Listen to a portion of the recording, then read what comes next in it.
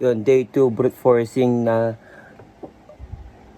may speaking skills with the impromptu speak for 3 minutes. Ayan. Ito na. You know the drill, pare-pareho lang yan. Wait lang. Wait, generator. Generator. Yan. 1, 2, 3. Benefit. Nakuha ko yung benefit. So, marami. Siyempre, napaka-general ng benefits, di ba? Pero sa mga topic namin yan sa financial, yung mga benefit. Benefit ng empleyado. Maraming uri ng benefit. Yung kunwari, sales benefit, de minimis, mga ganon. Maraming benefit na marami pwede i-correlate sa benefit. Pero solely dito, focus tayo sa finance. Ano kaya sa empleyado, I mean, ano ba talaga yung ano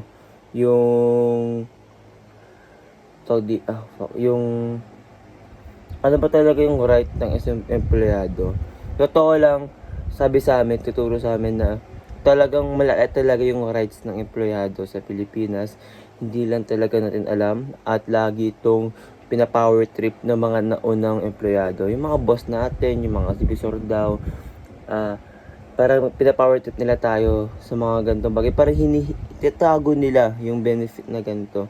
Kasi kung titignan mo, may mga benefits ka talaga, nakaka-benefit talaga sa'yo, di ba?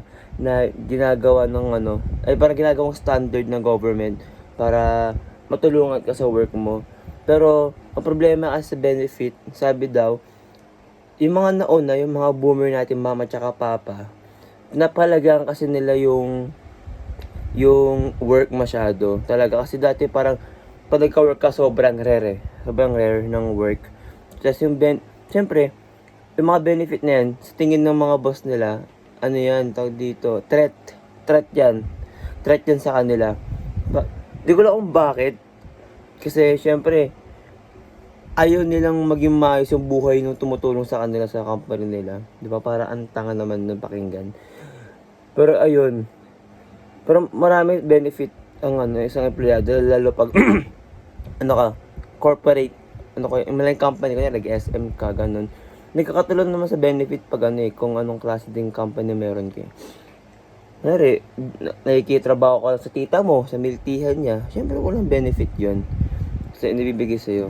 Lalo pag ka lang, nagagawa ng milk tea, diba? Pero pag kasi, parang pag standard days na yung company, katulad ng SM, kaya handyman, ganun. Syempre, iba pa yung mga managerial tsaka supervisor na benefit. Kasi, mas malalaki benefit ng mga manager. Syempre, iba-iba yan eh. Pero ang problema lang kasi, di nila ini-exercise masyado ng empleyado, lalo na yung mga boomer nating mama tsaka papa. Pero, ang magandang balita daw, ngayong Gen Z, mga Gen Z, para mas aware na daw sila sa mga benefit na binibigay ng company, tsaka kung ano yung rights talaga nila as a employee. Yun. Good luck sa sa generation natin.